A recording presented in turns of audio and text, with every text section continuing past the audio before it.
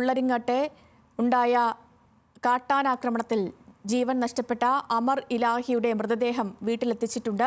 സംസ്കാരം രാവിലെ 8:30 മുള്ളരിങ്ങാട് ജുമാ മസ്ജിദിൽ നടക്കും. ആക്രമണത്തിൽ ചീഫ് വൈൽഡ് ലൈഫ് വാർഡനിൽ നിന്നും റിപ്പോർട്ട് തേടിയതായി മന്ത്രി AK ശശീന്ദ്രൻ പറഞ്ഞു. ഈ പ്രദേശത്ത് കൂടുതൽ ജാഗ്രത പുലർത്താനും നിർദ്ദേശം നൽകിയിട്ടുണ്ട്.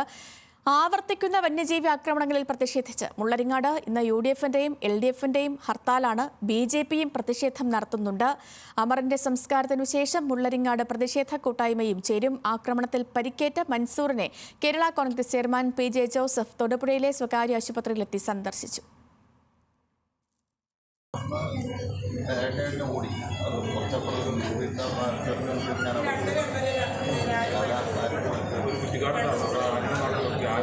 പരത്തി നടക്കുവാൻ തന്നെ ഒരു കുട്ടികാലത്ത് അവിടെ ഇങ്ങനെ ഒളിച്ച് മറ്റേ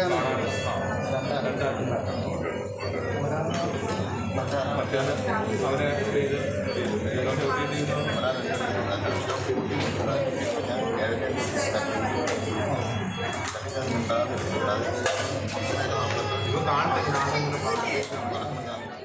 കൂടുതൽ വിവരങ്ങളുമായി ആസിഫ് മുഹമ്മദ് ചേരുന്നുണ്ട്. Asif, good morning. ഈ മനുഷ്യ വന്യജീവി അക്രമങ്ങൾ, ഇതുമായി ബന്ധപ്പെട്ടുള്ള വാർത്തകൾ, ഈ മാസം തന്നെ ഇത് രണ്ടാമത്തെ ഒരു മനുഷ്യനു കൂടിയാണ് ജീവൻ നഷ്ടപ്പെടുന്നത്. ഇത്തരത്തിൽ ഓരോ സംഭവങ്ങൾ ആവർത്തിക്കുമ്പോഴും നമ്മൾ പറയുന്നുണ്ട് ഇനി ഒരിക്കലും ഇങ്ങനൊരു സംഭവം നമ്മുടെ നാട്ടിൽ ഉണ്ടാകരുത്, ഇതിനൊക്കെ ഒരു ശാശ്വതമായ പരിഹാരം വേണമെന്ന്. പക്ഷേ മനുഷ്യജീവനുകൾ ഇങ്ങനെ നഷ്ടപ്പെട്ടു പോകുന്നു എന്നല്ലാതെ ഇതിൽ ഒരു ശാശ്വതമായ നടപടിയും ഉണ്ടാകുന്നില്ല. ഈ മനുഷ്യരുടെ ജീവൻ സംരക്ഷിക്കാൻ ബന്ധപ്പെട്ട അധികാരികൾ ഇടപെടുന്നില്ല. ഇപ്പോൾ ഒരാൾക്കും കൂടി അവസാനമായിട്ട് ജീവൻ നഷ്ടപ്പെട്ടിരുന്നു. ഇങ്ങനെ മരണത്തിനു ശേഷം പ്രതിഷേധങ്ങൾ നടക്കും, അവർക്ക് ഉറപ്പുകൾ കൊടുക്കുമെന്നല്ലാതെ ഒരു ശാശ്വതമായ പരിഹാരം അത് നമുക്ക് സ്വപ്നം കാണാൻ പോലും കഴിയാത്ത രീതിയിലേക്കാണ് ഈ കാര്യങ്ങൾ എത്തിക്കൊണ്ടിരിക്കുന്നത്. ഇപ്പോൾ അവിടെ പൊതുദർശനം നടക്കുകയാണെന്ന് വിശ്വസിക്കുന്നു. എങ്ങനെയാണ് സംസ്കാര നടപടികൾ? അവിടേക്ക് ആളുകൾ എത്തുന്നുണ്ടോ? എന്താണ് നിലവിലെ സാഹചര്യം?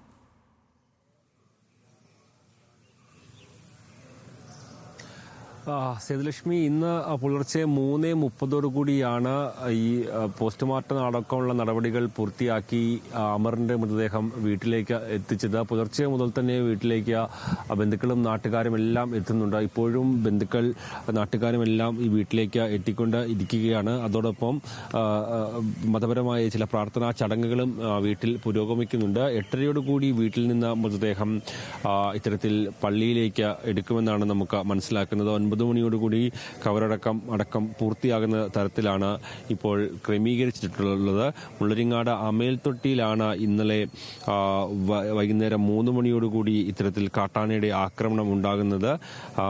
അമർ ഇബ്രാഹിമും സുഹൃത്തും ഇന്നലെ പശുവിനെ മേയാൻ വിട്ട പശുവിനെ തിരിച്ച് വീട്ടിലേക്ക് കൊണ്ടുവരാൻ പോകുന്ന സമയത്താണ് ഈ ഒരു കാട്ടാനയുടെ ആക്രമണം ഉണ്ടാകുകയും ഗുരുതരമായി പരിക്കേറ്റ അമറിനെ ആശുപത്രിയിലേക്ക് എത്തിച്ചുവെങ്കിലും ജീവൻ രക്ഷിക്കാൻ കഴിഞ്ഞില്ല. നമുക്കറിയാം, അല്പം മുമ്പ് നമ്മൾ അടക്കം സംപ്രേഷണം ചെയ്ത PJ ജോസഫിനോട് സംസാരിക്കുമ്പോൾ കൂട്ടത്തിലുണ്ടായിരുന്ന മൻസൂർ പറയുന്നുണ്ട്, വളരെ ക്രൂരമായ ഒരു ആക്രമണമാണ് ഉണ്ടായത്. മൻസൂർ ആണെങ്കിൽ പോലും ആനയുടെ കാലുകൾക്കിടയിൽ നിന്നാണ് ഓടി രക്ഷപ്പെട്ടത്. മറ്റൊരു പ്രദേശത്തേക്ക് ഓടി കയറി രക്ഷപ്പെടുന്ന സാഹചര്യമാണ് ഉണ്ടായത് എന്നുള്ള കാര്യം മൻസൂർ പറയുന്നുണ്ട്.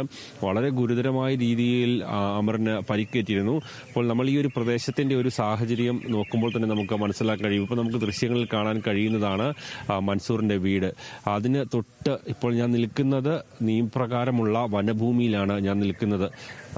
അമറിന്റെ വീട് നമുക്ക് കാണാം. അമറിന്റെ മൃതദേഹം അവിടെ പൊതുദർശനത്തിന് വെച്ചിരിക്കുകയാണ്. ആ വീടിന് തൊട്ട് മുമ്പിൽ ഇത് നിയമപ്രകാരം, അതായത് വനഭൂമിയാണ്. പക്ഷേ ഇവിടെ മുഴുവൻ തേക്ക് പ്ലാന്റേഷൻ നടത്തിക്കൊണ്ടിരിക്കുകയാണ്. വനംവകുപ്പ് കഴിഞ്ഞ കുറേ കാലങ്ങളായി തേക്ക് പ്ലാന്റേഷൻ നടത്തിക്കൊണ്ടിരിക്കുന്ന പ്രദേശമാണ് ഇത് എന്നുള്ളതാണ് ഏറ്റവും പ്രധാനപ്പെട്ടത്.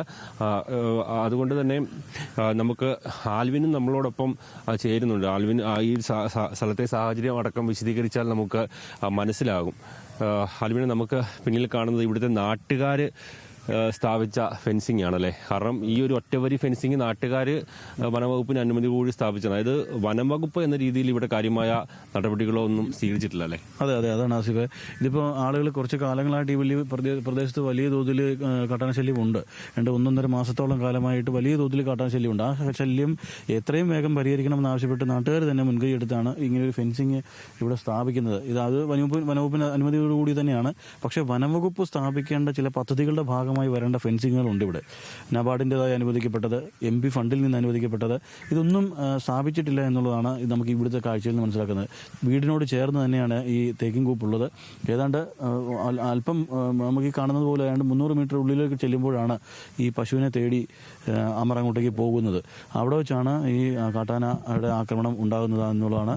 മൻസൂർ ഇവിടെ നിന്ന് പെട്ടെന്ന് തൊട്ടടുത്ത് ഓടി വന്ന് പറയുമ്പോഴാണ് നാട്ടുകാരെ അറിയുകയും പെട്ടെന്ന് ആളുകൾ ഇങ്ങോട്ടേക്ക് എത്തുകയും പെട്ടെന്ന് മൻസൂർ ഉൾപ്പെടെ ഇവരെ അമറിനെ ഉൾപ്പെടെ ഇവിടുന്ന് കൊണ്ടുപോവുകയും ചെയ്തിട്ടുള്ളത്. ഇപ്പോൾ ദൃശ്യങ്ങൾ കാണുന്ന ആ ഒരു പ്രദേശത്തേക്കായിരുന്നു അമറും സുഹൃത്തും പോയിരുന്നത്. നമുക്ക് ദൃശ്യം, അതായത് അമറിന്റെ വീടിന്റെ അവിടുന്ന് വലത്തേക്കുള്ള ഈ ഒരു പ്രദേശത്തേക്ക്. ഇവിടെ എല്ലാം ജനവാസ മേഖലയാണ്. ഈ തൊട്ട് പിന്നിലൊക്കെ കാണുന്നത് വലിയ ജനവാസ മേഖലയാണ്. ഈ പ്രദേശം ആകെ ജനവാസ മേഖലയായിട്ടുള്ള സ്ഥലം കൂടിയാണ്. നമുക്ക് കാണാവുന്ന അടുത്തടുത്ത് വീടുകൾ ഉണ്ട്. നിരവധി വീടുകൾ ഈ പ്രദേശത്തുണ്ട്. മുള്ളരിങ്ങാട് എന്ന് പറയുന്നത് കുടിയേറ്റ മേഖല തന്നെയാണ്. മിക്കവാറും ഈ അടുത്ത പ്രദേശങ്ങളിലൊക്കെയും കർഷകരായിട്ടുള്ള ആളുകളാണ് കൂടുതലായിട്ടുള്ളത്. അവരൊക്കെയും ഈ പ്രദേശത്ത് തൊട്ടടുത്തടുത്ത് താമസിക്കുന്ന ആളുകളാണ്. അപ്പോൾ സ്വാഭാവികമായിട്ടും അവർ ദൈനംദിനമായി തന്നെ അവർ കാർഷിക രീതി എന്ന നിലയിൽ തന്നെ അവർ പശുവിനെ വളർത്തുന്നവരുണ്ട്.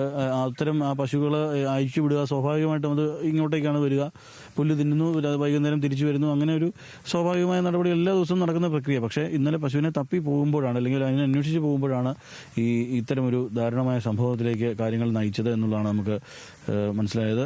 ഏതായാലും വളരെ ദാരുണമായൊരു സംഭവം. ഇടുക്കിയിലെ ഒരു കാട്ടാനാക്രമണത്തിൽ ഒരു ജീവൻ കൂടി പൊലിഞ്ഞിരിക്കുന്നു എന്നുള്ളതാണ് ഏറ്റവും ദുഃഖകരമായൊരു കാര്യം. ഇതിൽ വനംവകുപ്പിന്റെ അനാസ്ഥയുണ്ട് എന്നുള്ളത് തന്നെയാണ് നാട്ടുകാരും ഒക്കെ തന്നെ അവർ പറയുന്നത്. ആ അനാസ്ഥയുടെ ഭാഗമാണ് ഇപ്പോൾ ഒരു മരണം കൂടി ഉണ്ടായിട്ടുള്ളത് എന്നുള്ളതാണ് പറയുന്നത്. ഇപ്പോഴും ഈ തേക്കിൻ കൂപ്പിനുള്ളിൽ 3 ആനകളുണ്ട്. അതാണ് ഏറ്റവും ശ്രദ്ധേയമായ. 18 ആനകൾ ഉണ്ടായിരുന്നു എന്നാണ് ഇന്നലെ MP ആയിട്ട് സംസാരിച്ചപ്പോഴടക്കം വനംവകുപ്പ് ഉദ്യോഗസ്ഥർ തന്നെ പറയുന്നുണ്ട്. 18 ആന ഉണ്ടായിരുന്നു. ഇപ്പം 3 ഒഴിച്ച് ബാക്കിയുള്ളതിനെ ഞങ്ങൾ കാട്ടിനുള്ളിലേക്ക് തുറച്ചിട്ടുണ്ട്. പക്ഷെ അത് ഏത് സമയം വേണമെങ്കിലും ഇറങ്ങി വരാൻ കഴിയുന്ന സാഹചര്യമാണുള്ളത്. അതോടൊപ്പം നമുക്ക് ഈ ഒരു വനമേഖലയോട് ചേർന്ന് ജീവിക്കുന്ന മനുഷ്യരുടെ ഒരു ജീവിതത്തിന് ഒരു നേർചിത്രമാണ് നമുക്ക് ഇവിടുന്ന് നൽകാൻ കഴിയുന്നത്. കാരണം എല്ലാവരുടെയും വിചാരം വലിയ തിക്കായ ഫോറസ്റ്റിന്റെ നടുക്കാണ്. ഇതുപോലെ വനം വകുപ്പ് ഇങ്ങനെ കാലങ്ങളായിട്ട് തേക്കോ മറ്റോ പ്ലാന്റേഷൻ ആണ് ഇത് വെട്ടി മാറുന്നു, ഒരു കാലം കഴിയുമ്പോൾ പിന്നെ റീപ്ലാന്റ് ചെയ്യുന്നു. അങ്ങനെയാണ് ഇതിന്റെ ഒരു പ്ലാന്റേഷൻ മേഖലയിലെ നടക്കുന്നത്. അപ്പോൾ സ്വാഭാവികമായിട്ടും നമ്മൾ വിചാരിക്കുന്നത് ഒരു തിക്ക് വനമാണ്, ഒരു ശക്തമായ ഒരു വലിയ ശക്തമായ ഒരു ഫോറസ്റ്റ് എന്ന നിലയിലാണ്. പക്ഷെ അത് അങ്ങനെയല്ല എന്നുള്ളതാണ് നമ്മൾ ഈ നേർക്കാഴ്ചയിൽ തന്നെ അത് മനസ്സിലാകുന്നത്. വരുന്ന ആളുകൾക്ക് അല്ലെ, ആളുകൾ ഇത്തരം വിഷയം ഉണ്ടാകുന്ന സമയത്തല്ല ആളുകൾ പൊതുവെ പറയുന്ന ഒരു പ്രശ്നമാണ് ഇവർ വനത്തിന്റെ അകത്ത് പോയി താമസിച്ചിട്ടല്ല ഈ ഒരു പ്രശ്നം. പക്ഷെ ഇത് ഇവിടെ 100 വർഷമായി ഇവിടെ ആളുകൾ താമസമുള്ളതാണ്. നമുക്ക് ഒരു കാലത്ത് പലയിടങ്ങളിൽ നിന്ന് കുടിയേറ്റം സർക്കാർ തന്നെ പ്രോത്സാഹിപ്പിച്ച് നടത്തിയ മേഖലകളാണ്. ആ ഒരു പ്രദേശത്താണ് ജനങ്ങൾക്ക് ഇപ്പോഴും സുരക്ഷിതമായി താമസിക്കാൻ കഴിയാത്ത ഒരു സാഹചര്യം. ഗ്രോമോർ ഫുഡ് എന്നുള്ള പദ്ധതിയിലൊക്കെ അന്ന് ആളുകൾ വരുന്നു, കൂടുതലായി കൃഷി ചെയ്യുന്നു, കാർഷിക വിളകൾ നട്ടുപിടിപ്പിക്കുന്നു, അതിനെ എത്തിക്കുന്നു. അങ്ങനെ ആ രീതിയിൽ കുടിയേറ്റം അനുവദിച്ച കാലത്ത് വന്ന ആളുകളൊക്കെ തന്നെയാണ് ഈ മുള്ളരിങ്ങാട് മേഖലയിലുള്ളത് എന്ന് തന്നെയാണ് നമുക്ക് കാണുന്നത്. 2 മലകൾക്ക് നടുവിലാണ് ഈ പ്രദേശം ഇരിക്കുന്നത്. മുള്ളരിങ്ങാട് എന്ന് പറയുന്നത് 2 വലിയ മലകൾക്ക് നടുവിലാണ്. അതിന് താഴെയാണ് ഈ പ്ലാന്റേഷൻ വരുന്നത്. സ്വാഭാവികമായിട്ട് ഒരു വലിയ തിക്ക് ഫോറസ്റ്റ് അല്ലല്ലോ, ഒരു വലിയ വനമല്ല ഇത് തേക്കിൻ കൂപ്പാണ്. അത് പ്ലാന്റേഷൻ വനമാണ്, നിയമപ്രകാരം വനമാണ്. പക്ഷെ ഇവിടെ നടക്കുന്നതെന്ന് വെച്ചാൽ നമ്മൾ വിചാരിക്കുന്നത് പോലെ തിങ്ങി നിറഞ്ഞ മറ്റേ സ്വാഭാവിക വനം, അതിന്റെ അതായത് പട്ടയം കൊടുത്ത പ്രദേശം ഒഴികെയുള്ള പ്രദേശങ്ങൾ സ്വാഭാവികമായി അത് ഫോറസ്റ്റിന്റെ അധീനതയിലേക്ക് വരിക എന്നുള്ളതായിരുന്നല്ലോ ആ കാലത്തുണ്ടായിരുന്നത്.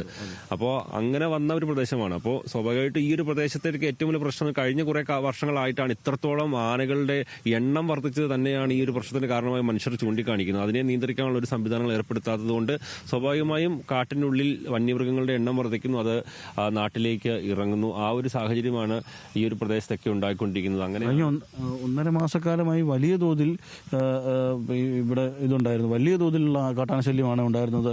അത് നാട്ടുകാർ തന്നെ ഇടപെടുകയും അവർ തന്നെ ഇതിനെതിരെ പരാതി നൽകുകയും വനംവകുപ്പുമായി ബന്ധപ്പെടുകയും ഒക്കെ ചെയ്തിരുന്നു. പക്ഷേ അതൊന്നും ഫലം കണ്ടില്ല എന്നുള്ളതാണ് അതിൻ്റെ ഒരു സാഹചര്യമായിട്ട് നമുക്ക് പറയാൻ കഴിയുക. ഏതായാലും ഒരു ദാരുണമായൊരു സംഭവം. ഇന്നലെ വൈകുന്നേരം 3:30 മണിയാണ് അമർ ഇബ്രാഹിം എന്ന യുവാവ്, 22 വയസ്സ് മാത്രമുള്ള അമർ ഇബ്രാഹിം ഇന്നലെ പശുവിനെ തേടി തേടി ഈ തൊട്ടടുത്തുള്ള വനത്തിന്റെ പ്രദേശത്തേക്ക് അല്ലെങ്കിൽ ഈ തേക്കിൻകൂപ്പ് പ്രദേശത്തേക്ക് പ്ലാന്റേഷൻ പ്രദേശത്തേക്ക് ചെന്നപ്പോഴാണ് ഈ ആക്രമണം ഉണ്ടാകുന്നത്.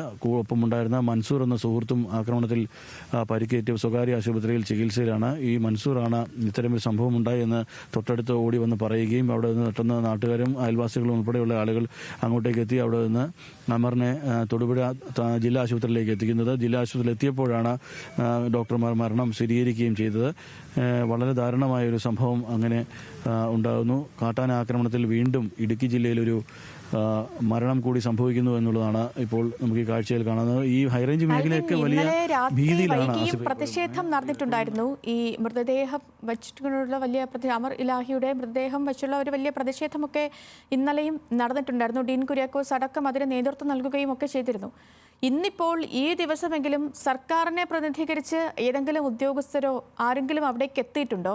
ഒപ്പം തന്നെ ഈ ചീഫ് വൈൽഡ് ലൈഫ് വാർഡനോട് മന്ത്രി വിശദീകരണം ചോദിച്ചിട്ടുണ്ട്. വനം വകുപ്പിന്റെ നിലപാട് എന്താണ് ഈ ഒരു വിഷയത്തിൽ? ശ്രീലക്ഷ്മി, നമുക്കറിയാവുന്നതുപോലെ ഇന്നലെ വലിയ പ്രതിഷേധവും പ്രക്ഷോഭവുമായിരുന്നു ഉണ്ടായിരുന്നത്. കാര്യം ഒരു ഉദ്യോഗസ്ഥൻ, ഉത്തരവാദിത്തപ്പെട്ട ഒരു ഫോറസ്റ്റിന്റെ ഉദ്യോഗസ്ഥനോ അല്ലെങ്കിൽ ADMO അത്തരത്തിൽ സബ് കളക്ടറോ ആയിട്ടുള്ള ആളുകൾ ഒരു സമയത്ത് അവിടെ എത്തിയില്ല എന്നുള്ളതായിരുന്നു വലിയ പ്രതിഷേധത്തിന് വലിയ ഇട നൽകിയത്. ഏതാണ്ട് 3:30 മണിക്ക് സംഭവം ഉണ്ടായ 4:30 മണിയോടുകൂടി അമറിന്റെ മൃതദേഹം തൊടുപുഴയിലെ താലൂക്ക് ആശുപത്രി അല്ലെങ്കിൽ ജില്ലാ ആശുപത്രിയിൽ എത്തിക്കുകയും ചെയ്തിരുന്നു.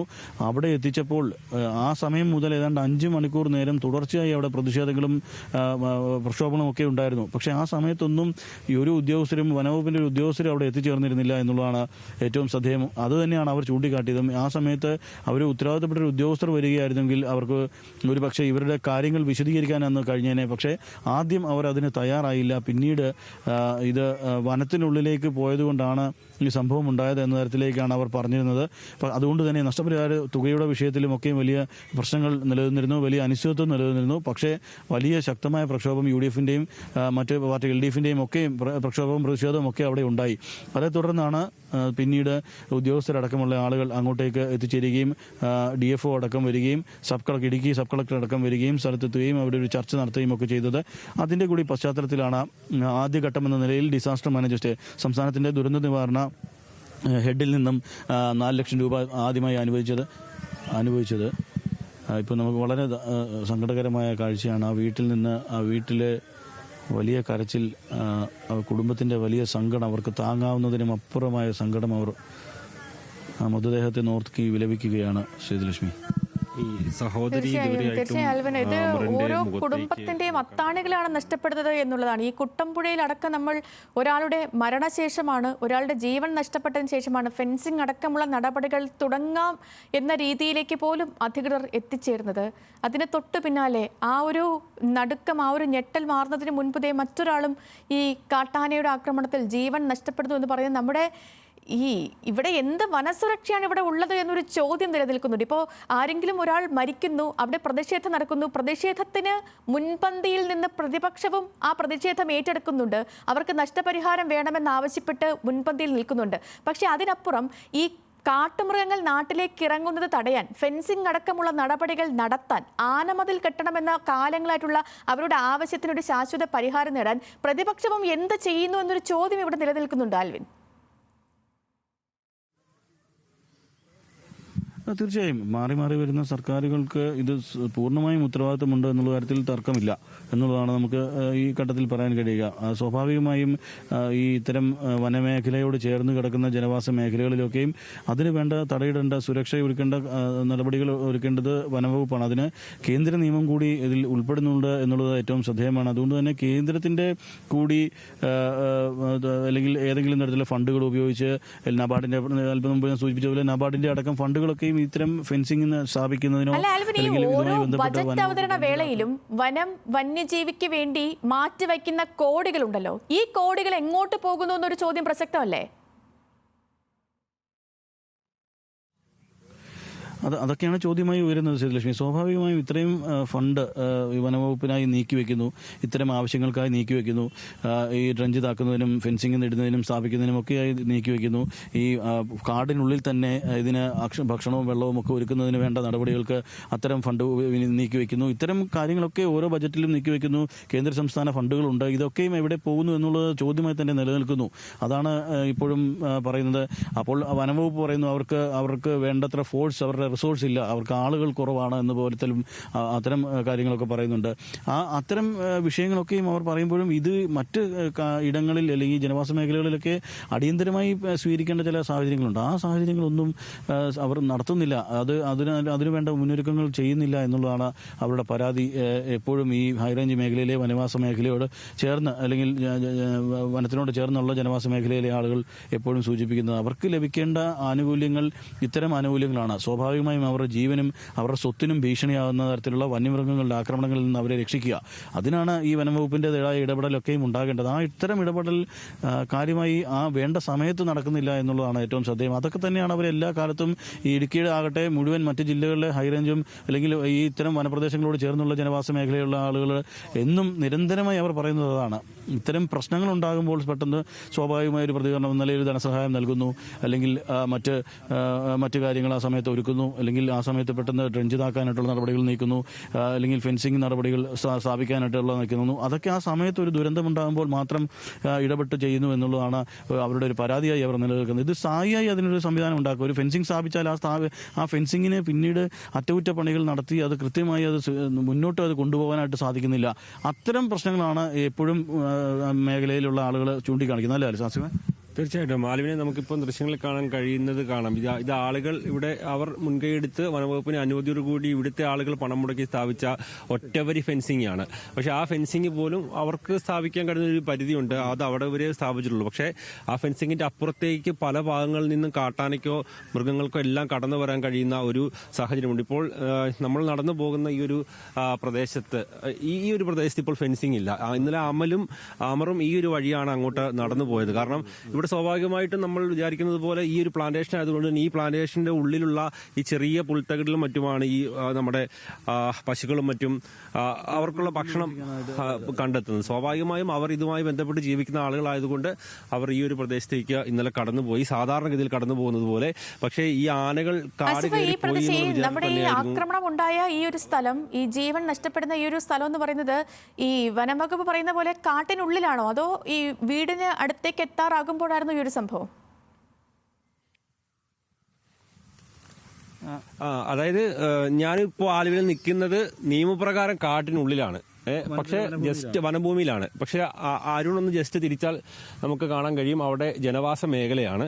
അതായത് ആ വീടിന്റെ തൊട്ട് ഫ്രണ്ടിലുള്ള ഒരു ചെറിയ ഒരു 3-4 അടിയുള്ള വഴി കഴിഞ്ഞാൽ സ്വാഭാവികമായും നിയമപ്രകാരം വനമാണ്. പക്ഷേ ഇവിടുത്തെ ഒരു പ്രശ്നം എന്ന് വെച്ചാൽ നമ്മൾ വിചാരിക്കുന്നത് പോലെ മൃഗങ്ങൾ അങ്ങനെ വന്ന് പോകുന്ന ഒരു കാട് എന്ന് പറയുന്നില്ല. മൃഗങ്ങളൊക്കെ ഉള്ള കാട് വളരെ ഉള്ളിലാണ്. പക്ഷെ അവിടെ നിന്നാണ് ഈ പ്ലാന്റേഷനിലേക്ക് ഈ മൃഗങ്ങൾ, ആനയടക്കമുള്ളവ നിരന്തരം ഇങ്ങോട്ട് കടന്നു വരുന്നത്. അപ്പോൾ കഴിഞ്ഞ ഒരു നൂറ്റാണ്ടോളമായി ജനവാസ മേഖല ഉള്ളൊരു പ്രദേശമാണ്. ആ പ്രദേശത്തേക്ക് കഴിഞ്ഞ 4-5 വർഷമായിട്ടാണ് ഇത്രത്തോളം വന്യമൃഗങ്ങളുടെ ആക്രമണം രൂക്ഷമായി നിലനിൽക്കുന്നത്. ആ ഒരു സമയത്ത് അത് പരിഹരിക്കാനുള്ള യാതൊരു നടപടിയും ഉണ്ടാകുന്നില്ല എന്നുള്ളതാണ് ഏറ്റവും പ്രധാനപ്പെട്ടത്. അത് ആലുവിനടക്കം കഴിഞ്ഞ കുറെ കാലങ്ങളായി ഇത് റിപ്പോർട്ട് ചെയ്തുകൊണ്ടിരിക്കുന്നതാണ്. ഈ ഒരു പ്രദേശത്ത് കഴിഞ്ഞ കുറെ കാലങ്ങളായി രാത്രി കാലങ്ങളിൽ ഇവിടുത്തെ യുവാക്കൾ തീയിട്ടുകൊണ്ട് കാവലിരിക്കുകയാണ് ഈ നാട്ടിലുള്ള ജനങ്ങൾക്ക്. അവർ മാറി അപ്പോൾ അത്രത്തോളം മോശകരമായ ഒരു സാഹചര്യമുള്ള ഒരു പ്രദേശമാണ് ഇത് എന്നുള്ളത് നമ്മൾ എടുത്തു പറയേണ്ടതാണ്. കാരണം ജീവിക്കാൻ കഴിയുന്ന ഒരു സാഹചര്യവുമില്ലാതെ പകൽ സമയങ്ങളിൽ പണിക്ക് പോകുന്നു, രാത്രിയിൽ ഒരു കൂട്ടർ ഇവിടെ തീയിട്ട് കാവലിരിക്കുന്നു. അങ്ങനെയാണല്ലേ ആലുവിന് ഈ ഒരു പ്രദേശത്തിന്റെ പ്രശ്നം? യുവാക്കളായിട്ടുള്ള ആളുകൾ അല്ലെങ്കിൽ ഇവിടുത്തെ നാട്ടുകാരായിട്ടുള്ള ആളുകളൊക്കെ എന്ന് പറയുന്നത് രാത്രി കാലങ്ങളിൽ അവരെ ഗ്രൂപ്പുകളായി തിരിഞ്ഞ് അവര് തീയിട്ട് അല്ലെങ്കിൽ അങ്ങനെ അത്തരമൊരു നിലയിലേക്ക് എത്തിയത് ഈ കഴിഞ്ഞ കുറച്ച് നാളുകൾ മാത്രമാണ് എന്നുള്ളതാണ് അവർ പറയുന്നത്. ഈ ഒരു 1.5 വർഷം മുമ്പ് പോലും ഇത്തരം പ്രശ്നങ്ങൾ ഉണ്ടായിരുന്നില്ല എന്നുള്ളതാണ് അവർ പറയുന്നത്. ആ 1.5 വർഷത്തിന് ശേഷമാണ് ഇത്രത്തോളം ഈ വന്യമൃഗ ശല്യം ഇവിടെ ഉണ്ടാകുന്നത്, പ്രത്യേകിച്ച് കാട്ടാനയുടെ ശല്യം ഉണ്ടാകുന്നത് എന്നുള്ളതാണ്. നമുക്ക് കാണുന്നത് പോലെ ഇത് വനമാണെന്ന് പറയുമ്പോൾ മുമ്പ് ആസിഫ് സൂചിപ്പിച്ചത് ഒരു നിബിഡ വനമല്ല. ഇത് നമുക്കൊരു പ്ലാന്റേഷനാണ്. അത് വനംവകുപ്പിന്റെ തേക്കിന്റെ പ്ലാന്റേഷനാണ്. തേക്ക് വെച്ച് പിടിപ്പിച്ച് അത് വെട്ടിയ ശേഷം പിന്നീട് റീപ്ലാന്റ് ചെയ്ത് മറ്റു തേക്ക് വീണ്ടും തേക്ക് നടുക, തേക്കിൻ തൈകൾ നടുക, അങ്ങനെ ഒരു പ്ലാന്റേഷൻ ഭൂമിയാണ് ഇത്. ഇവിടെ സ്വാഭാവികമായിട്ടും കാണുമ്പോൾ നമുക്കത് അവരെപ്പോഴും ആവശ്യപ്പെടുന്നത് ഈ പ്രദേശത്തുള്ള ഈ പ്ലാന്റേഷൻ പ്രദേശത്തെ അടിക്കാടുകൾ വെട്ടുക എന്നുള്ളതാണ്. ഈ അടിക്കാടുകൾ വെട്ടുമ്പോൾ ഇപ്പം നമുക്ക് ഇവിടെ നിന്ന് കാണുമ്പോൾ ആ കാഴ്ചയിൽ തേക്കിന്റെ അവിടെ നിന്നാൽ ഒരു ആന അഥവാ വന്നാൽ പോലും നമുക്ക് ആ കാഴ്ചയിൽ നമുക്കത് വ്യക്തമാണ്. കുറച്ച് ഉള്ളിലേക്ക് പോകുമ്പോൾ ഈ അടിക്കാടുകൾ വെട്ടാത്ത സാഹചര്യം വരുമ്പോൾ സ്വാഭാവികമായിട്ടും കാഴ്ച മറയും. അങ്ങനെയാണ് ഈ ദുരന്തം ഉണ്ടായത് എന്നുള്ളതാണ് അവർ പറയുന്നത്. ഈ അടിക്കാടുകൾ വെട്ടാൻ വനംവകുപ്പിനിൽ ഇതിൽ ഫണ്ടുണ്ട്, അതിന് അവർക്ക് ഇതിന് നിയമമുണ്ട്, അല്ലെങ്കിൽ അത്തരത്തിൽ അങ്ങനെ കാടുണ്ടായാൽ അത് വെട്ടിമാറ്റുന്നതിന് അവർക്ക് തടസ്സവുമില്ല. അത്തരം പ്രവർത്തികൾ കൃത്യസമയത്ത് ചെയ്തിരുന്നെങ്കിൽ ഈ കാഴ്ച മറയാതെ ആന വന്ന് നിൽക്കുന്നത് കാണാതെ, സ്വാഭാവികമായിട്ടും അത്തരം അടിക്കാടുകൾ വെട്ടിപ്പോവുകയാണെങ്കിൽ ആന അങ്ങനെ വന്ന് നിൽക്കില്ല എന്നുള്ളതാണ് അവർ പറയുന്നത്. അത്തരത്തിൽ മറവ് പറ്റി നിൽക്കാൻ ഇതിന് കഴിയില്ല. കാഴ്ചയുള്ള സ്ഥലത്ത് അങ്ങനെ വന്ന് നിൽക്കില്ല എന്നുള്ളതാണ് ആളുകൾ പറയുന്നത്. അത്തരം നടപടികൾ വനവകുപ്പ് സ്വീകരിക്കാത്തത് എന്താണെന്നുള്ളതാണ് ഒരു ചോദ്യമായി അവശേഷിക്കുന്നത്. ഏതായാലും നമുക്ക് ഈ കാണുന്നത് പോലെ തന്നെ തൊട്ടടുത്തുള്ള ഈ ജനവാസ മേഖലയിലേക്കാണ് ഇവിടെ കാട്ടാനകൾ സ്ഥിരമായി വരുന്നത്. ഇപ്പോൾ ഇവിടെ ഉണ്ടായിരുന്ന, മുമ്പ് സൂചിപ്പിച്ചതുപോലെ 18ഓളം കാട്ടാനകൾ ഉണ്ടായിരുന്നിടത്ത് കഴിഞ്ഞ 1.5 മാസക്കാലമായി ഈ കാട്ടാനകൾ വിവിധ ഇടങ്ങളിൽ ഇറങ്ങുന്നുണ്ടായിരുന്നു. വലിയ തോതിലുള്ള പ്രശ്നങ്ങളുണ്ടായിരുന്നു. അവിടെയൊക്കെയും ഇവരുടെ പരാതി രൂപത്തിൽ ഇവർ കൃത്യമായി അറിയിച്ചിരുന്നു. പക്ഷേ ഈ പരാതി രൂപേണ അറിയിച്ചതിനൊന്നും ഒരു നടപടി ഉണ്ടായില്ല. അങ്ങനെയാണ് ഇപ്പോൾ ഒരു അവസരം ഒരു ദുരന്തത്തിലേക്ക് കാര്യങ്ങൾ നയിച്ചത് എന്ന് വേണം നമുക്ക് ഈ ഘട്ടത്തിൽ പറയാൻ. സേതുലക്ഷ്മി. ശരി ആൽവിൻ, ആസിഫ്, ഈ കഴിഞ്ഞ ദിവസമാണ് ഇടുക്കി മുള്ളരിങ്ങാട് മേഖലയിൽ ഒരു യുവാവിന് കാട്ടാന ആക്രമണത്തിൽ ജീവൻ നഷ്ടപ്പെട്ടത്. 22 വയസ്സ് മാത്രം പ്രായമുള്ള യുവാവ്. എന്തുകൊണ്ടാണ് ഇത്തരത്തിലുള്ള ഈ മനുഷ്യ വന്യജീവി ആക്രമണങ്ങൾ തുടരുന്നത് എന്നുള്ള ചോദ്യത്തിനാണ് ഇനിയെങ്കിലും വനം വകുപ്പ് ഉത്തരം നൽകേണ്ടത്. വനം വകുപ്പിന് നാണമില്ലേ എന്ന് ചോദിക്കേണ്ട പോലും ഗതികേടിലേക്ക് എത്തിയിരിക്കുന്ന സാഹചര്യം. ഈ 1 മാസത്തിനിടെ പോലും 2 മരണങ്ങൾ, 2 പേർക്ക് ജീവൻ നഷ്ടപ്പെട്ട സാഹചര്യം. എന്തുകൊണ്ടാണ് ഇതിന് ഒരു ശാശ്വതമായ പരിഹാരം ഉണ്ടാകാത്തത്? ബജറ്റിൽ നീക്കിവെക്കുന്ന കോടികൾ എങ്ങോട്ടേക്കാണ് പോകുന്നത്? ഈ ആയിരക്കണക്കിന് മനുഷ്യരെ അവർ താമസിക്കുന്ന ഇടങ്ങളിൽ ആ മേഖലയിൽ കുടുക്കിക്കിടക്കുന്ന നിലപാട് അധികൃതർ ഇനിയെങ്കിലും അവസാനിപ്പിക്കാൻ തയ്യാറാകണം. അതല്ലെങ്കിൽ ഇനിയും ജീവനുകൾ ഇത്തരത്തിൽ നഷ്ടപ്പെട്ടുകൊണ്ടേയിരിക്കും. വിവരങ്ങൾ നൽകുകയായിരുന്നു ആസിഫ് മുഹമ്മദും ആൽവിൻ തോമസും.